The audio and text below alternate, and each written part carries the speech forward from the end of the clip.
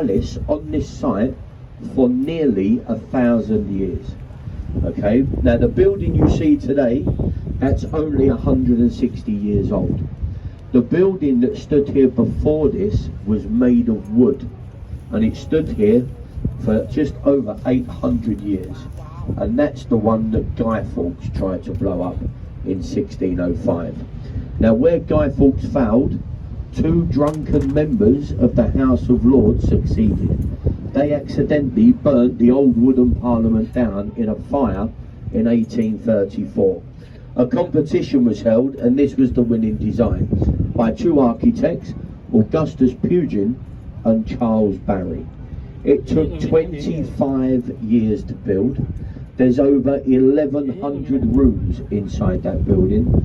34 of those rooms are drinking bars. Members of Parliament to have a privilege, but that is one that they do seem to allow themselves.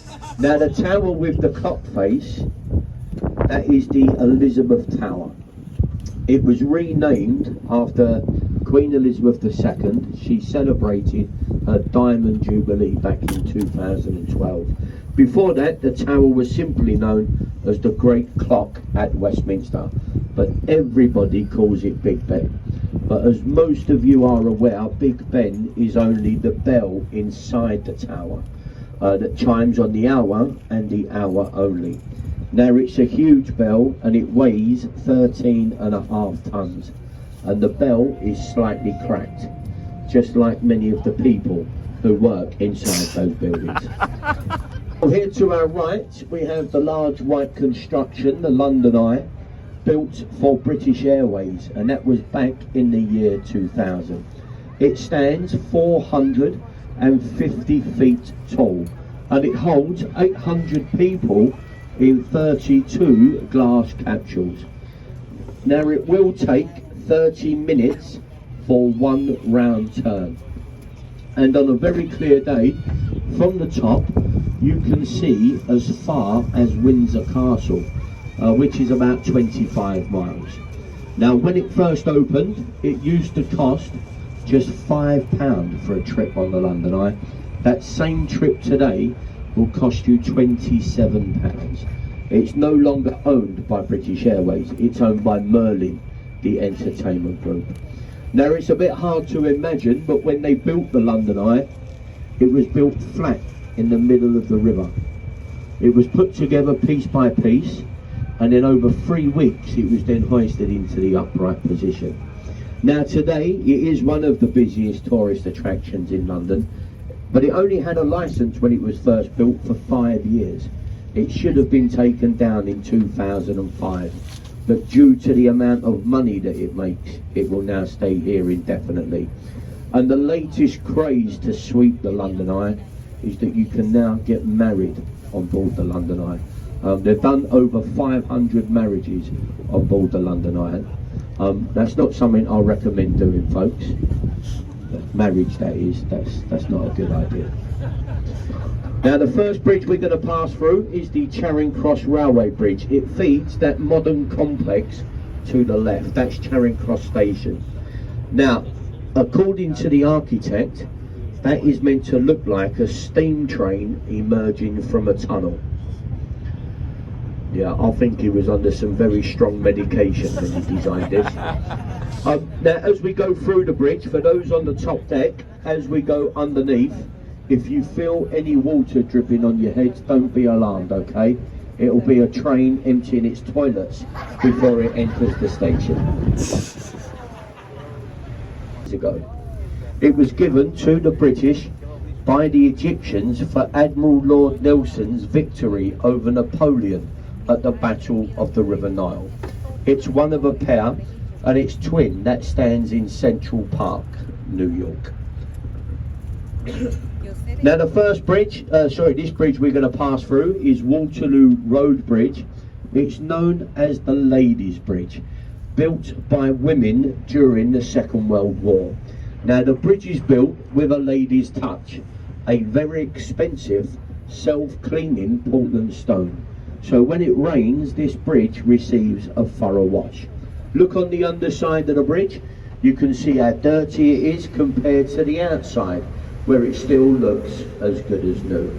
Now the ladies built the only bridge that was built on time and under budget. So well done the ladies. Now to the right, that large concrete building with the illuminated writing, believe it or not, that is our Royal National Theatre. It has been voted one of the ugliest of the River Thames. But you've heard the expression, never judge a book by its cover, and that certainly applies to that building. Now inside of this building are 3 of the finest theatres, the largest of which is the 1,500-seater Olivier Theatre, named after the actor Sir Laurence Olivier. Now on the river itself, to the left, that white vessel with the yellow funnel, the Wellington, a former New Zealand sloop for the Royal Navy, permanently moored on the river today as a floating livery hall for the Honourable Company of Master Mariners. Now to be a Master Mariner, you do have to captain a ship at sea for at least 25 years, so it is quite an exclusive club. Now the head of this club is the newly crowned King of England, King Charles III. And just behind it, there's a stone archway, Temple Arch, a boundary line between 2 cities. It denotes we are now leaving the city of Westminster, and you are just about to enter the City of London. Now the City of London is one of the smallest capital cities in the world. It measures just 1 square mile. Now when we talk about London today, folks, you are generally talking about Greater London, and that's made up of 2 cities and 32 surrounding boroughs. But originally London was just 1 square mile. And the red brick building to our right, the Oxo Building, it's in a small little beef stock cube that we use on our Sunday roast. It used to be manufactured. Now after the war, the building fell into disrepair. And like most things on the Thames today, it's been turned into unaffordable housing. We've got a small row of shops at the bottom, 48 flats in the middle, the viewing gallery just above the flats, and then the tower itself, that today is the Harvey Nichols restaurant, and that is voted one of the top 10 restaurants here in London. Now to the left we have the white building with the green sloping roof. That's the old City of London School for Boys, a very famous school here in London where Lord Asquith and Winston Churchill both received their earlier education. Now in between the 5 arch windows at the top there's 4 statues. Now from left to right they are Francis Bacon, John Milton, Sir Isaac Newton and William Shakespeare, and that's 4 of this country's most famous scholars. Now it's no longer used as a school today, that's moved further downriver, but today it's the home to JP Morgan, the wealthy American bank. And a lovely view of the dome and cross of St Paul's Cathedral to our left, designed by the famous architect Sir Christopher Wren. Now it took 35 years to build. 12 years of construction was the dome itself, and that dome on St Paul's is the 2nd largest unsupported cathedral dome. The largest is on St Peter's in Rome. Now St Paul's stands 365 feet tall. The foundations are only 3 feet deep. National heroes. Now that includes the Iron Duke, the Duke of Wellington, Admiral Lord Nelson, Sir Alexander Fleming, J.W. Turner, and the architect himself, Sir Christopher Wren. Now if you haven't been in St Paul's, it is highly recommended, folks. It's about £21 today, I do believe, and you can go visit the crypt. Then if you're feeling energetic, because there's no lift, you can climb the 511 steps to the viewing platform on top of the dome where you do get views just as good as the London Eye. Now to our right, the brown brick building with a tall chimney, that's the old Bankside power station. Today it's been turned into the Tate Gallery for modern art, and it does view modern art exhibitions. Now this is a free art gallery to enter, but in my opinion, once you see modern art, you'll know why it's free to enter in the first place. And connecting the two attractions, we have the Millennium Footbridge, designed by Norman Foster as part of the Millennium celebrations. It was opened on the 1st of June in the year 2000, and 3 hours later it had to be closed because it was condemned unsafe. Once a certain amount of people walked across the bridge, it started to wobble, and it took the nickname as the Wibbly Wobbly Bridge. Now it cost £5 million to stabilise the bridge, but according to the architect, there was nothing wrong. It was the way people walked here in London. And to the right, this white circular building with the brown thatched roof, Sam Wanamaker's replica of William Shakespeare's Globe Playhouse Theatre.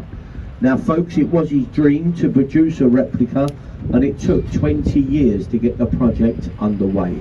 Now sadly, he never saw the building complete. Eventually it was completed by his daughter, the actress Zoe Wanamaker. It was opened in 1997, and it's used in the traditional way. So there's no lighting, no amplification. If it rains, you get wet, because it has no roof, just like the original. Now the only difference between this and the original burned down during a performance. This one has had to be made fireproof, and it is the first building to be built of wooden thatch since the Great Fire. Now they've built it as close to the original as possible. We now know that the original stood through the bridge and to the right. This building that's under construction, when they was digging out the foundations for this building, they found some burnt out remains which were from the original Globe Theatre, which explains the pub to our right, the Anchor. That pub was established in 1615, so it's over 400 years old. To use this pub, Samuel Pepys, Dr. Johnson and Shakespeare. Shakespeare and his actors used parts of the attic as changing rooms for the old Globe Theatre.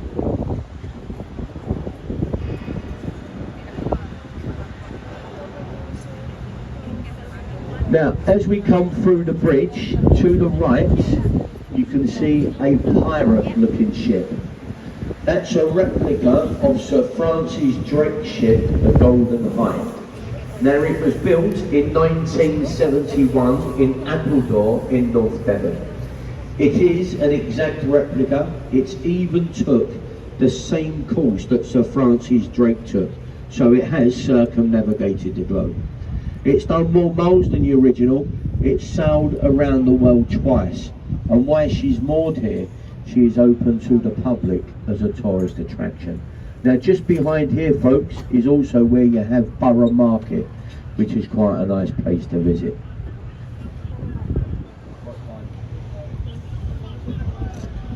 Now, the next bridge ahead of us, everybody knows this bridge. It's the world famous London Bridge. Now, we have had several bridges to span the Thames at this point. The first London Bridge was built by the Romans way back in 43 AD. Now, the most famous London Bridge is the one that fell down, and that's how we get the nursery rhyme, London Bridge is falling down. Now, the previous bridge to this, that was sinking into the mud, and in 1968 it was bought by an American called Mr. McCulloch for £1 million. The bridge was dismantled. It was shipped out to Lake Havasu, where it was re-erected in the Arizona desert as a tourist attraction. Has anyone seen that bridge? No? No, neither have I yet. Now through the bridge and to the left, get your cameras ready, and you'll see a gap with a stone column with a golden ball of flame. Now that monument is to the Great Fire of London. It was completed in 1677 and it stands 202 feet tall. Now if you lay it in an easterly direction, that's the way which we are heading, the top of it will pinpoint the exact spot where the fire started in a baker shop in Pudding Lane, and that was on the 2nd of September 1666. Now to the right we have the tall glass building, the Shard at London Bridge, the tallest building in Western Europe, and it only stands 1,000. On the 72nd floor, apartment inside that building has been valued between 30 and 50 million pounds. Very expensive indeed. And the large warship to our right, HMS Belfast, built in Belfast in 1938, launched in 1939. Saw action throughout the Second World War. This is where she was involved in chasing, shelling and sinking of the German ship, the Charles. Now she weighs 11,500 tons, her main armament being 12 6-inch guns. Each gun capable of firing a 100-weight shell 14 miles. She fired the opening shots on D-Day, June the 6th, 1944, and she last fired those guns in anger in 1952 as a flagship for the United Nations in the Korean War campaign. Today permanently moored on the river as a floating extension for the Imperial War Museum. Now to the left, London's most visited tourist attraction, the Tower of London. Now there's our next stop, Tower Pier. Now we're just going to take you past the pier as we've got a little bit of spare time. We'll go past the pier and we'll give you a nice side-on view of Tower Bridge, okay? Now to the left is the Tower of London. That started to be built back in 1078, and that was in the reign of William the Conqueror. Now the 4 turrets in the middle, that's the oldest part. It's called the Norman's Keep, or the White Tower. Now in its time, the building has been various things: a royal mint, a royal observatory, a royal palace, a prison, a zoo, but more commonly known as a place of execution. It's now home to the Crown Jewels. The Crown Jewels are guarded by the King's Beefeaters, or buffeteers, a French word, and that means servant to the Crown. Now the bridge ahead of us is Tower Bridge, opened on the 30th of June 1894, designed by Sir John Wolfe Barry and built in the Gothic style to blend in with its surroundings, the Tower of London. Now Tower Bridge is the only bridge of its kind, being a twin steel suspension and bascule bridge. The bascules, which are the centre parts that form the roadway, those can be raised like a double-sided drawbridge to let larger ships in and out of the upper port of London. They have raised on numerous occasions, and the record opening for this bridge in one day. That's how busy it was here with river traffic. Now if you are about later on this afternoon at 3:30, the bridge will be opening up. 3:30 is the next bridge lift. Okay, and there you go folks, a nice side-on view of Tower Bridge. Now folks, a bit of journey information. So I know you're going to try and take photos, but if you could listen to me just for a minute as well, please. We are going to slowly make our way into our next stop,